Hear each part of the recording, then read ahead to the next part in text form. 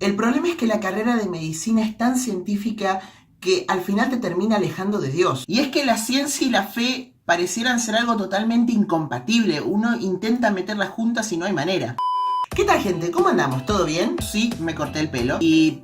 no estoy muy fascinado con los resultados, pero bueno, es lo que hay. Hoy vengo a hablarles de una parte de mi vida que creo que casi nunca mencioné en mis videos. Y no me refiero a mis 3 cortos años en teatro cuando era chico. De eso quizás hable otro día si es que me quedo sin material para hablar. Espero que ese día no llegue. Hoy les voy a hablar de mi carrera. No sé si muchos lo saben, pero yo estoy estudiando medicina. Prácticamente me queda un poco más de un año para recibirme. Así que pronto me uniré a las filas de los médicos católicos. Pero para comenzar este video no puedo comenzarlo así como así. La verdad que necesitaría mi uniforme. Ahí estamos. Huele recién lavado. Pero esperen, hay algo que todavía falta. ¿Sí?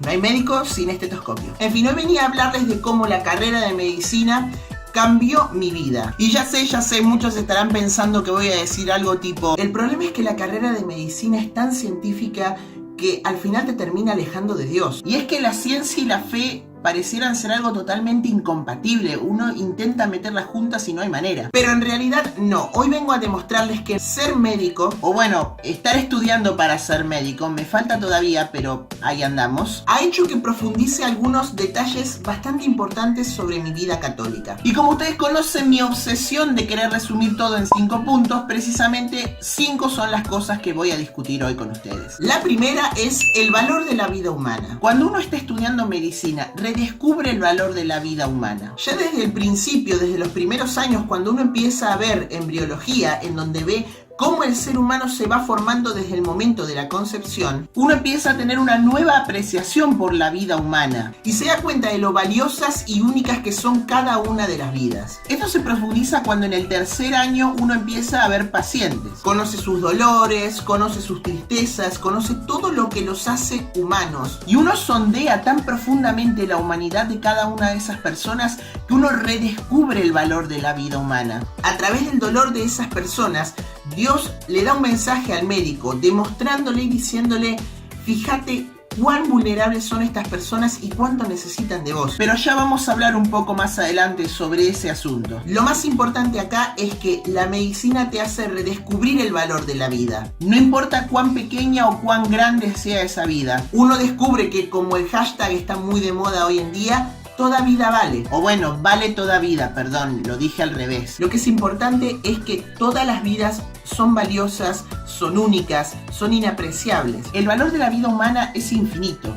Y en el momento en que uno empieza a estudiar la vida humana a profundidad y empieza a entrar en contacto con personas, uno empieza a vivir parte de sus vidas. Recuerdo que uno de mis profesores siempre me decía: cuando un paciente te cuenta parte de su vida, ya no es solamente su vida, también es la tuya. Parte de la vida de ese paciente pasó a formar parte de tu vida. Y en eso termina uno redescubriendo precisamente la riqueza y el valor totalmente inapreciable de la vida humana. Lo segundo de lo que quería hablar es la humildad ante la gran tarea que se nos encomienda a los médicos, o más bien a los futuros médicos en este caso. La palabra médico significa precisamente aquel que acompaña. Un verdadero médico, un médico que lleva verdaderamente su título, no es solamente una persona que receta drogas para intentar curar una enfermedad, específicamente un órgano, digamos, sino que el verdadero médico se preocupa por la integralidad de su paciente. Y es tan grande la tarea de ser en parte guardián de una vida de otro ser humano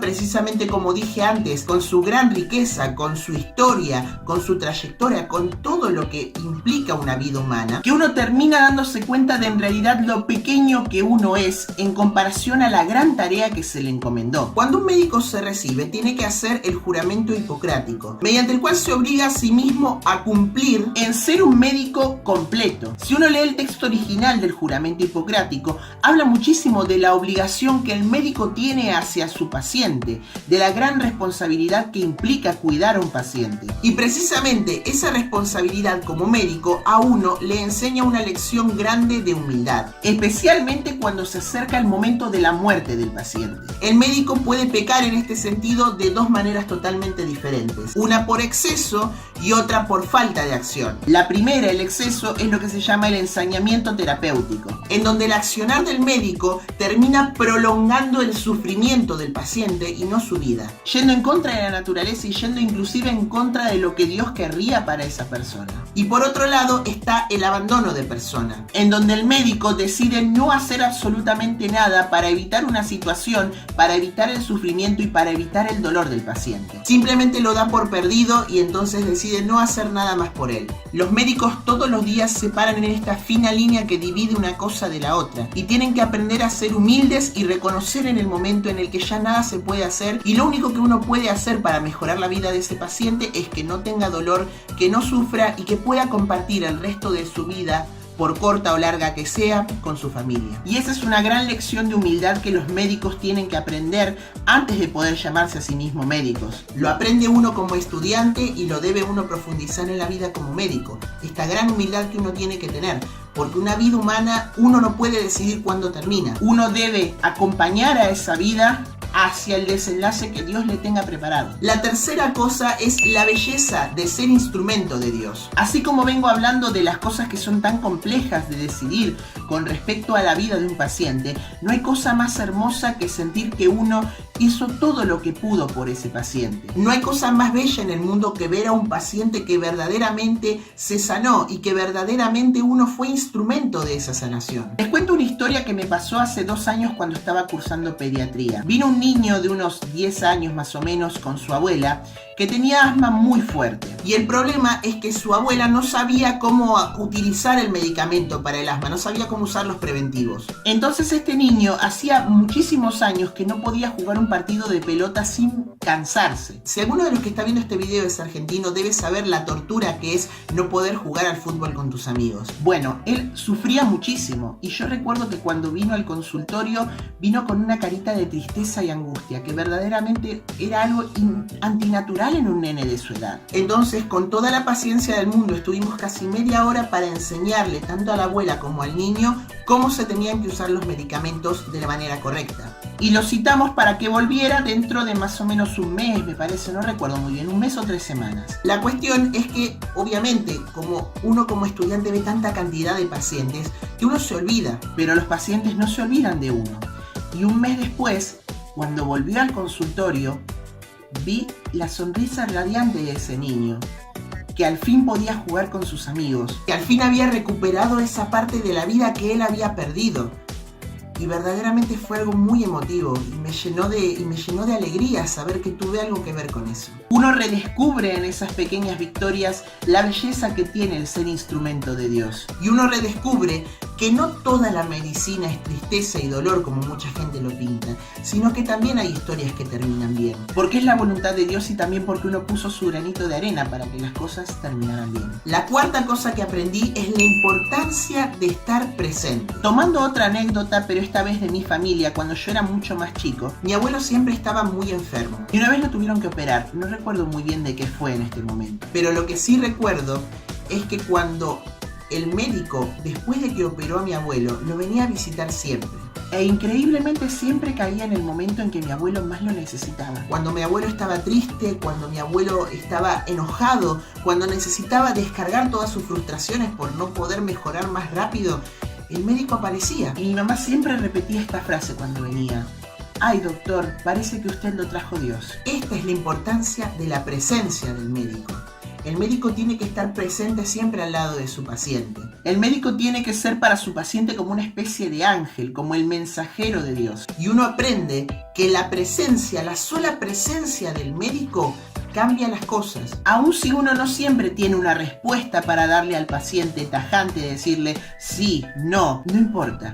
La sola presencia cambia todo. Cuando yo pienso en esto de la sola presencia, siempre pienso en María y Juan al pie de la cruz. No hicieron absolutamente nada, ellos no estaban clavados en la cruz, pero la presencia que ellos tenían ahí era más que suficiente para cooperar con la labor tan grande de la salvación que Cristo tuvo que hacer. A un nivel muchísimo, pero muchísimo menor, obviamente, los médicos también están parados al lado del patíbulo de los enfermos. Y es obra de Dios que el médico pueda verdaderamente sentir cuando el paciente necesita esa presencia de uno. Porque también hay momentos que el paciente necesita estar solo, reflexionar, pensar sobre sí mismo, pensar sobre la situación que está pasando. Pero hay momentos en que necesitan al médico al lado de ellos, para hablar, para conversar, para lo que sea. Y esto es algo hermoso que uno aprende con la medicina, a estar presente en el momento en que uno es necesario. Tal vez uno no siempre pueda hacerlo, porque obviamente uno no es perfecto,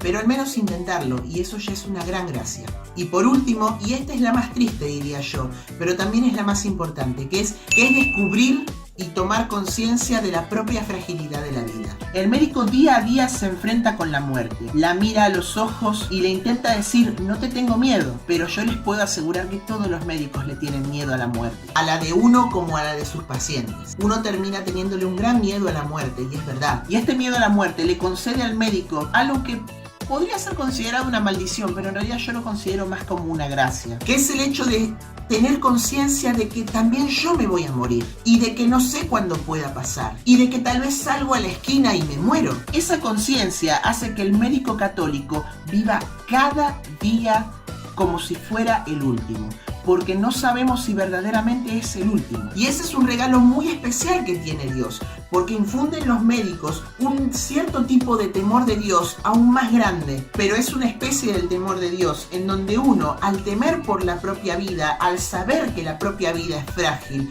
intenta vivir acorde a todo lo que Dios desea para poder morir en paz. Tal vez esto, repito, a algunos les suene como una maldición, el hecho de ser consciente de que uno se va a morir y de que uno se puede morir en cualquier momento.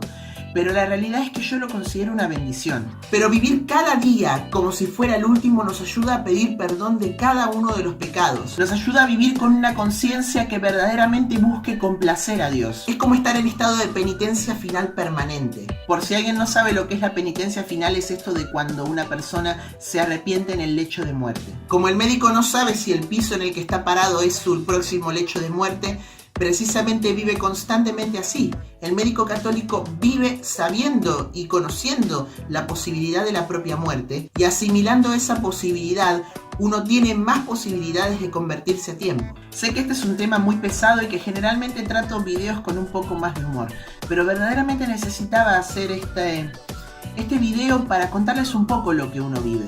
Uno siempre ve el glamour del guardapolvo y de los instrumentos, y ve, sí, el prestigio de tener un título, pero la realidad es que la medicina no es tan fácil como se la pinta. No es fácil estudiarla y no es fácil ejercerla. Pero si vos que estás allá afuera, no sé si verdaderamente seas alguien que esté estudiando medicina o alguna carrera relacionada con ello, pero si lo sos, quiero decirte a vos que vale la pena, porque es muchísimo más la recompensa que uno recibe que todo el sufrimiento que tiene que pasar. Y si estás estudiando medicina, seguramente sabrás lo que es el costo-beneficio, y bueno, esto tiene mucho más beneficio que costo. Y para todos los que no son médicos, simplemente decirles que también todo esto uno puede aplicarlo a la vida de cualquier otra profesión. Ser profesionales en el mundo es también evangelizar. Evangelicemos en nuestros ambientes cotidianos, que para eso nos llamó Dios. Espero que les haya gustado mucho este video. Nos vemos muy pronto. Un abrazo muy grande. Ave María y adelante.